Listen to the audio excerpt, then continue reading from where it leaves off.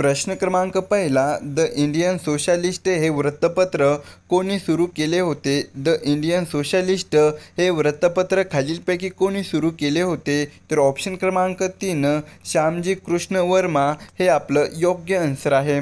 प्रश्न क्रमांक दुसरा, छत्रपती शिवाजी महाराजांचे वकील खालीलपैकी कोण होते? छत्रपती शिवाजी महाराजांचे वकील खालीलपैकी कोण होते? तर ऑप्शन क्रमांक 1, पंतांजी गोपीनाथ हे आपलं योग्य आन्सर आहे. प्रश्न क्रमांक तिसरा, मौर्य साम्राज्याच्या कोणत्या शासकाने सांचीचा स्तूप बनवलेला होता? मौर्य साम्राज्याच्या कोणत्या शासकाने सांचीचा स्तूप हा बनवलेला होता? तर ऑप्शन क्रमांक 3, सम्राट अशोक हे आपलं योग्य आन्सर आहे.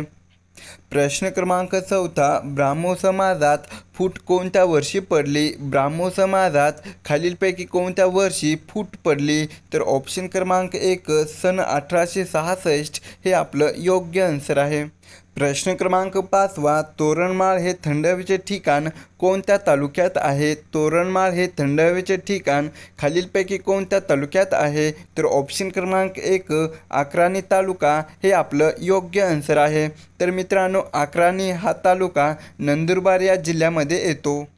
प्रश्न क्रमांक 6वा, देशातील पहिले सेंद्रिय शेतीचे प्रशिक्षण देणारे राज्य कोणते आहे? देशातील पहिले सेंद्रिय शेतीचे प्रशिक्षण देणारे खालीलपैकी राज्य कोणते आहे? तर ऑप्शन क्रमांक 1, गुजरात राज्य हे आपलं योग्य आन्सर आहे. प्रश्न क्रमांक 7वा, मौलाना आझाद संशोधन केंद्र खालीलपैकी कोणत्या शहरात स्थित आहे? मौलाना आझाद संशोधन केंद्र हे खालीलपैकी कोणत्या शहरात स्थित आहे? तर ऑप्शन क्रमांक 1, औरंगाबाद शहर हे आपलं योग्य आन्सर आहे. प्रश्न क्रमांक 8वा, महानगरपालिकेमध्ये महिलांना किती टक्के आरक्षण असते? महानगरपालिकेमध्ये महिलांना किती टक्के आरक्षण असते? तर ऑप्शन क्रमांक 2, 33% आरक्षण हे आपलं योग्य आन्सर आहे. प्रश्न क्रमांक 9, कोणत्या वर्षी ॲनी बेझंट यांची भारतीय राष्ट्रीय काँग्रेसचे अध्यक्षपदी निवड झाली? कोणत्या वर्षी ॲनी बेझंट यांची भारतीय राष्ट्रीय काँग्रेसच्या अध्यक्षपदी निवड झाली? तर ऑप्शन क्रमांक 4, सन 1917 हे आपलं योग्य आन्सर आहे.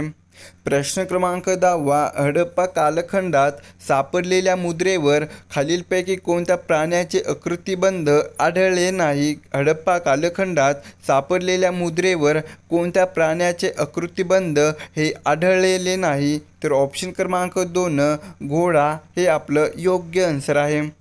प्रश्न क्रमांक 11, जगप्रसिद्ध सुझेव कालवा हा कोणत्या देशातून जातो? जगप्रसिद्ध सुझेव कालवा हा खालीलपैकी कोणत्या देशातून जातो? तर ऑप्शन क्रमांक 1, इजिप्त देश हे आपलं योग्य आन्सर आहे. प्रश्न क्रमांक 12, सर्वाधिक तालुके खालीलपैकी कोणत्या जिल्ह्यात आहे? सर्वाधिक तालुके खालीलपैकी कोणत्या जिल्ह्यात आहे? तर ऑप्शन क्रमांक 1, यवतमाळ जिल्हा हे आपलं योग्य आन्सर आहे. प्रश्न क्रमांक 13, तापी पूर्णा या दोन नद्यांच्या संगमावर असलेले ठिकाण कोणते आहे? तापी व पूर्णा या दोन नद्यांच्या संगमावर असलेले ठिकाण खालीलपैकी कोणते आहे? तर ऑप्शन क्रमांक 1, सिरोंचा हे आपलं योग्य आन्सर आहे. प्रश्न क्रमांक 14, कोणत्या घटना दुरुस्तीने पंतप्रधानाचा सल्ला राष्ट्रपतींवर बंधनकारक करण्यात आला? कोणत्या घटना दुरुस्तीने पंतप्रधानाचा सल्ला हा राष्ट्रपतींवर बंधनकारक करण्यात आला? तर ऑप्शन क्रमांक 3, 42वी घटना दुरुस्ती हे आपलं योग्य आन्सर आहे.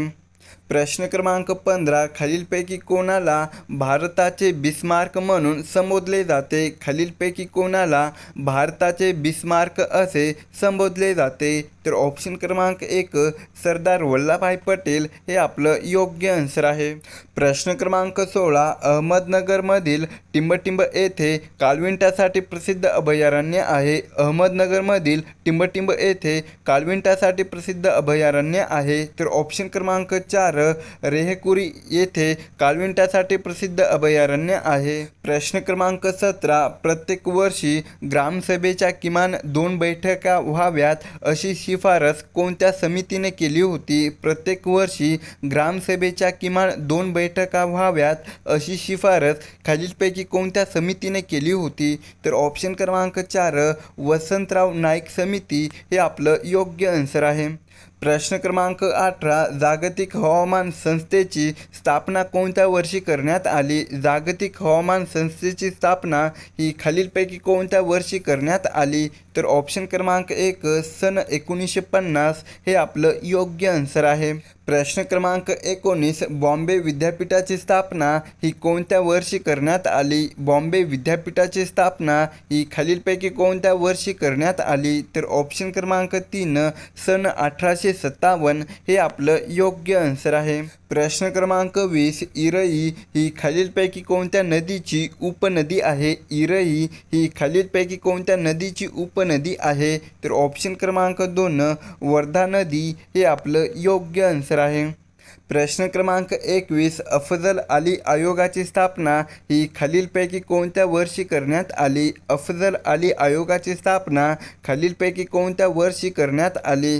तर ऑप्शन क्रमांक 2 सन 1953 हे आपलं योग्य आन्सर आहे.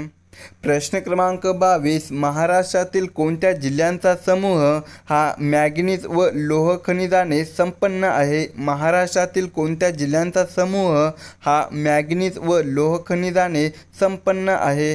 तर ऑप्शन क्रमांक 4 सिंधुदुर्ग, नागपूर, भंडारा हे आपलं योग्य आन्सर आहे.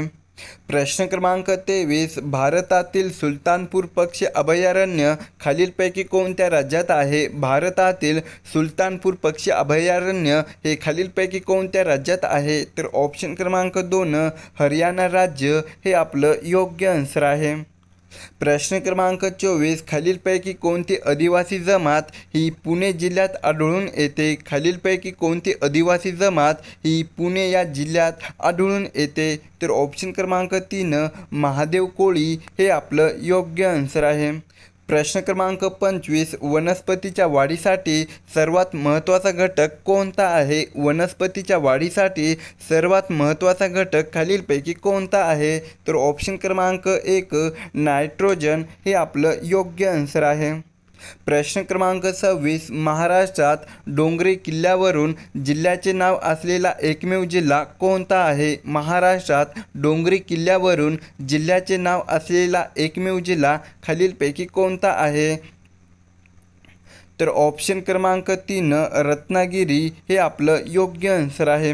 प्रश्न क्रमांक 27 श्रीनगर हे शहर कोणत्या नदीकाठी वसलेलं आहे? श्रीनगर हे शहर खालीलपैकी कोणत्या नदीकाठी वसलेलं आहे? तर ऑप्शन क्रमांक 1 झेलम नदी हे आपलं योग्य आन्सर आहे. प्रश्न क्रमांक 28 राष्ट्रीय काँग्रेसच्या पहिल्या महिला अध्यक्ष कोण होत्या? राष्ट्रीय काँग्रेसच्या पहिल्या महिला अध्यक्ष कोण होत्या? तर ऑप्शन क्रमांक 2 ॲनी बेझंट हे आपलं योग्य आन्सर आहे.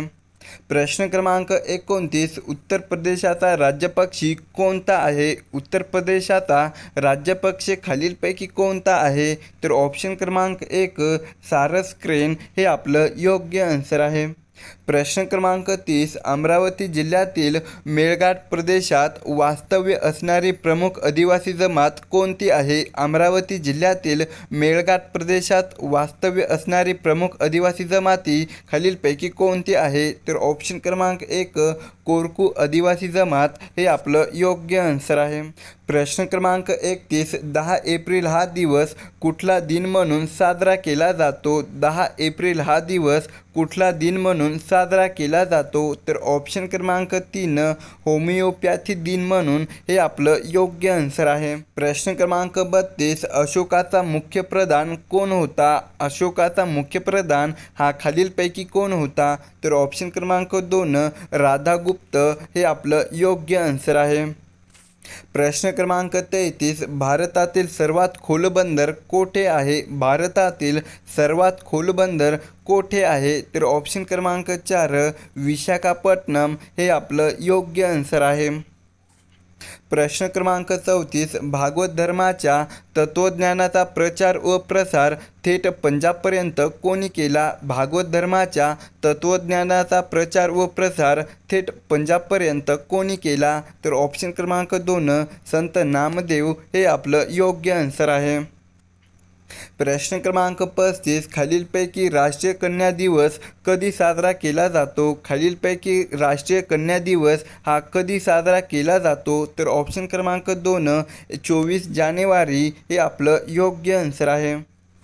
प्रश्न क्रमांक 36, कोणता औष्णिक विद्युत प्रकल्प हा नागपूर जिल्ह्यामध्ये नाही? कोणता औष्णिक विद्युत प्रकल्प हा नागपूर या जिल्ह्यामध्ये नाही? तर ऑप्शन क्रमांक 2, पारस हे आपलं योग्य आन्सर आहे. प्रश्न क्रमांक 37, 2020 सालचा महाराष्ट्र भूषण पुरस्कार हा कोणाला दिला गेला? 2020 सालचा महाराष्ट्र भूषण पुरस्कार हा कोणाला दिला गेला? तर ऑप्शन क्रमांक 1, आशा भोसले हे आपलं योग्य आन्सर आहे.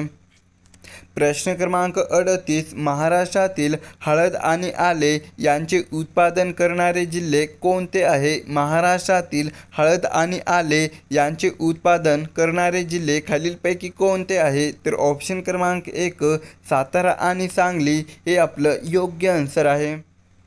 प्रश्न क्रमांक 39, पंचायत राजचे पुनर्गठन करण्यासाठी राजीव गांधींनी कोणत्या समितीची स्थापना केली होती? पंचायत राजचे पुनर्गठन करण्यासाठी राजीव गांधींनी कोणत्या समितीची स्थापना ही केली होती? तर ऑप्शन क्रमांक 1, सिंघवी समिती हे आपलं योग्य आन्सर आहे. प्रश्न क्रमांक 40, गोवा यूथ लीग ही संघटना खालीलपैकी कोणी स्थापन केली? गोवा यूथ लीग ही संघटना खालीलपैकी कोणी स्थापन केली? तर ऑप्शन क्रमांक 4, डॉक्टर कुन्ना हे आपलं योग्य आन्सर आहे.